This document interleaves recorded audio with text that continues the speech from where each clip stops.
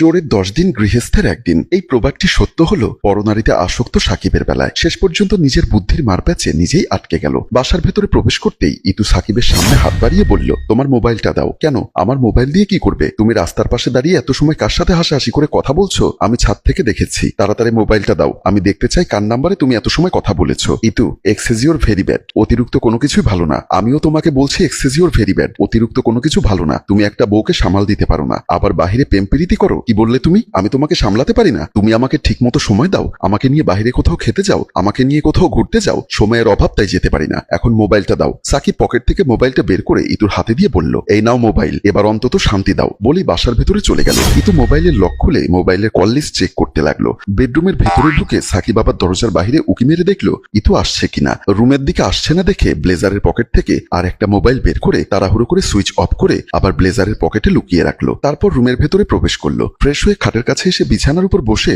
সাকিব মনে মনে বলল, তুমি চলো ডালে ডালে আর আমি চলি পাতায় পাতায়। এমন সময় ইতু এসে খাটের পাশে দাঁড়িয়ে বলল, আমি ছাদ থেকে স্পষ্ট তোমাকে দেখেছি। রাস্তায় তুমি পায়চারি করছিলে আর কার সাথে যেন হেসে হেসে কথা বলছিলে, কিন্তু তোমার মোবাইলের ডায়ালে এমন কোনো নাম্বার আমি দেখছি না। সত্যি করে বলো, নাম্বার ডিলিট করেছো? আবারও সন্দেহ করছো? আবার উল্টাপাল্টা শুরু করেছো? তোমার যন্ত্রণায় তো দেখছি বাসায় এসেও শান্তি নেই। সারাদিন সন্দেহ আর সন্দেহ। আচ্ছা, এটা কি তোমার বংশগত রোগ? তুমি কিন্তু লিমিট ক্রস করে কথা বলছো। আর তুমি যেটা করছো সেটা কি লিমিট ক্রস হচ্ছে না? উঠতে বসতে শুধু সন্দেহ করতে থাকো। তুমি সন্দেহের কাজ করো, তাই তোমাকে সন্দেহ করি। আমি কি কি সন্দেহের কাজ করেছি? বাসায় আসলে মোবাইলটা তোমার কাছে দিয়ে দেই। নিজের প্রাইভেসি বলতে কোনো জিনিস নেই, আর ভালো লাগে না বলেই বিছানা থেকে নেমে রুম থেকে বের হয়ে গেল। ইতুর আগে ফোঁস করতে লাগলো। একটু পর ইতু রুম থেকে বের হতেই শাশুড়ি জাহানারা বেগমের সাথে দেখা হয়ে গেল। জাহানারা বেগম বলল, কি ব্যাপার বৌমা? সাকিবকে দেখলাম হন করে বাসা থেকে বের হয়ে গেল, আর তোমাকে দেখে মনে হচ্ছে তুমি যথেষ্ট রেগে আছো। কারণটা কি? ঝগড়া করেছো? আমি আপনার ছেলের সাথে ঝগড়া করতে চাই না, কিন্তু আপনার ছেলে ঝগড়া করার কাজটা করে। আজ আবার কি করেছে? বাসায় আসার আগে বাসার নিচে দাঁড়িয়ে মোবাইলে কার সাথে যেন কথা বলেছে। আমি ছাদ থেকে দেখেছি। কি বলো? তা মোবাইল চেক করনি? করেছি, কিন্তু অপরিচিত কোনো নাম্বার পাইনি। ঠিক ওর বাপের মতো হয়েছে। চুরি করলে সাক্ষী প্রমাণ রাখে না,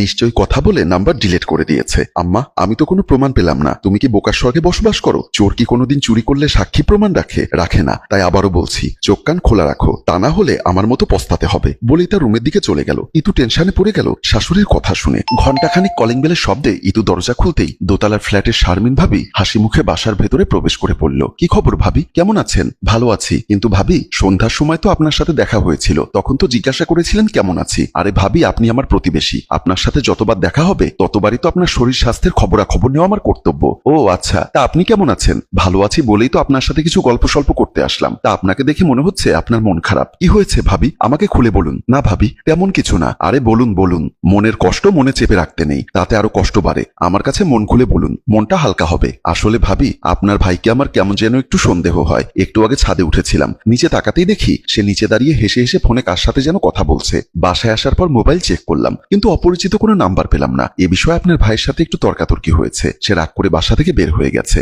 আহা ভাবি, আপনি তো বারবার ভুল করেন। আমি তো বললাম আপনার হাজবেন্ড একজন মাটির মতো মানুষ, আমাদের দেখলে কখনো চোখ তুলে আমাদের দিকে তাকায় না। এমন একটা ভালো মানুষকে আপনি সন্দেহ করেন, এটা কিন্তু ঠিক নয়। কিন্তু আমি তো কথা বলতে দেখেছি। আরে ভাবি, চোখের দেখাও অনেক সময় ভুল হয়। এমন একজন ভদ্র মানুষ অফিস থেকে বাসায় আসলো, তার সাথে তর্কাতর্কি করলেন। এখন ডাক করে কোথায় গেছে সে খবর নিয়েছেন? ভাবি, মোবাইল তো বাসায় রেখে গেছে, কিভাবে খোঁজ নিব? এবার আপনি বুঝুন আপনার স্বামী কত ভালো। মোবাইল যদি সাথে করে নিয়ে যেত তাহলে সন্দেহ করতে পারতেন যে অন্য কোনো মেয়ের সাথে বাইরে গিয়ে কথা বলছে, কিন্তু নিজের মোবাইলটা বাসায় পর্যন্ত রেখে গেছে। আবারও বলে যাই, অহেতুক সন্দেহ করবেন না। কিন্তু আমার শাশুড়ি তো বলে, আরে আপনার শাশুড়ি তো বুড়ো মানুষ, সে তো অনেক কথাই বলবে, তাই বলে নিজের স্বামীকে সন্দেহ করতে নেই। এখন আসি ভাবি, আমার চুলায় আবার তরকারি আছে। বলেই শারমিন দরজা খুলে বের হয়ে গেল। ইতু আবারও টেনশনে পড়ে গেল। আধা ঘন্টা পর মুখ গোমড়ো করে সাকিব রুমের ভেতর ঢুকতেই ইতি সাকিবের সামনে এসে দাঁড়িয়ে বলল, এত সময় কোথায় গিয়েছিলে? প্লিজ কোনো রকম তর্ক করবে না, মোবাইলটা পর্যন্ত বাসায় রেখে গেছি। সরি, আমার ভুল হয়েছে। আর তর্ক করবো না। তর্ক করো, কিন্তু আর সন্দেহ করো না। আচ্ছা ঠিক আছে, আর সন্দেহ করবো না। এখন হাত মুখ ধুয়ে এসো, একসাথে খাবো। তোমাকে কোনো বিশ্বাস নেই, তুমি আবারও সন্দেহ করবে। সরি বললাম তো, আর সন্দেহ করবো না। আচ্ছা ঠিক আছে, আমি হাত মুখ ধুয়ে আসছি, তুমি খাবার দাও। বলে সাকিব ওয়াশরুমের দিকে চলে গেল। ওয়াশরুমের ভেতরে ঢুকে দরজা বন্ধ করে রহস্যময় একটা হাসি দিয়ে নাভির নিচ থেকে প্যান্টের ভেতরে হাত ঢুকিয়ে দিয়ে একটা মোবাইল বের করলো। হাসি মুখে কাকে যেন কল দিল। তারপর হালকা হাসতে হাসতে বলল, মিশন সাকসেসফুল। তারপর ফিসফিস করে কথা বলতে লাগলো। পরদিন অফিসে যাওয়ার জন্য সিঁড়ি দিয়ে নামতেই দোতলার ফ্ল্যাটের ভাড়াটিয়া বাবুর সাথে সাকিবের দেখা হয়ে গেল। দুজনে হাসি মুখে কুশল বিনিময় করলো, কিন্তু বাবুর একটু মন খারাপ। সাকিব জিজ্ঞাসা করলো, কি হয়েছে ভাই? আপনাকে দেখে তো মনে হচ্ছে খুব টেনশনে আছেন। না ভাই, তেমন কিছু হয়নি। বুঝতে পেরেছি ভাই, ব্যবসার কাজে প্রায়ই আপনাকে বিভিন্ন শহরে যেতে হয়। ভাবিকে একলা বাসায় রেখে যান, সেজন্য হয়তো টেনশন করেন। টেনশন হওয়া তো তো স্বাভাবিক। আরে ভাই, টেনশন করার কিছু নেই। ভাবি অনেক ভালো একজন মানুষ। আপনি বাসায় থাকেন না, আমি চাকরিতে যাই। ভাবি তো সারাদিন আমার বাসায় থাকে, আমার স্ত্রীর সাথে আড্ডা দেয়, আর আমাকে দেখলেই ভাই ভাই বলে মুখে ফেনা তুলে ফেলে। এত সম্মান আমি আমার আপনজনের কাছ থেকেও কখনো পাইনি। তাই আপনাকে বলবো, আপনি নিশ্চিন্তে যে শহরে ইচ্ছা সেই শহরে যান। ভাবিকে নিয়ে একদম আপনার টেনশন করতে হবে না।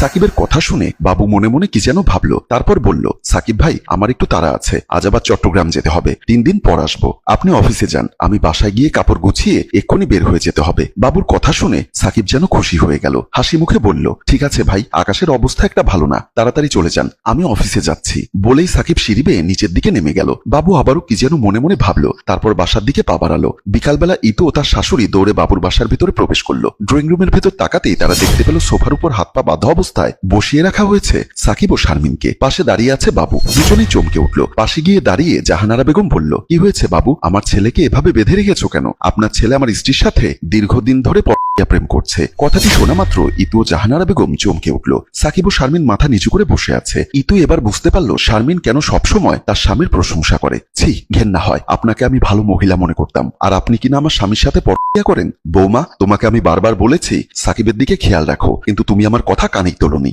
বাবু বলল, আমি শারমিনের সাথে সংসার করব না। এখন আপনি কি করবেন সেটা বলুন। আগে বলুন ওদের কিভাবে ধরেছেন। আমার অনেকদিন যাবৎ সন্দেহ আপনার স্বামীর উপরে। আমি বাড়ি থেকে ব্যবসার কাজে অন্য শহরে গেলেই আপনার স্বামী আমার বাসার ভেতরে প্রবেশ করে। রাস্তায় ইচ্ছা করেই তাকে বললাম আমি শহরের বাহিরে যাব। আপনার স্বামী তাই অফিস থেকে তাড়াতাড়ি এসে আমার বাসার ভেতরে প্রবেশ করলো। আমি বাসার বাহিরে লুকিয়েছিলাম, হাতে নাতে তারপর ধরে ফেললাম। তার মানে বড় বড় কথাগুলো ছিল সব মিথ্যা নাটক। আমি ওর সাথে সংসার করব না। আমি ওর মতো চরিত্রহীন লোককে ডিভোর্স দিব।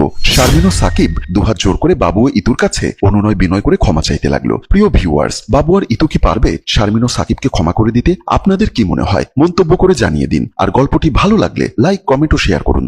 গল্পটির রচনায় ফেরদৌস অপু। ধন্যবাদ।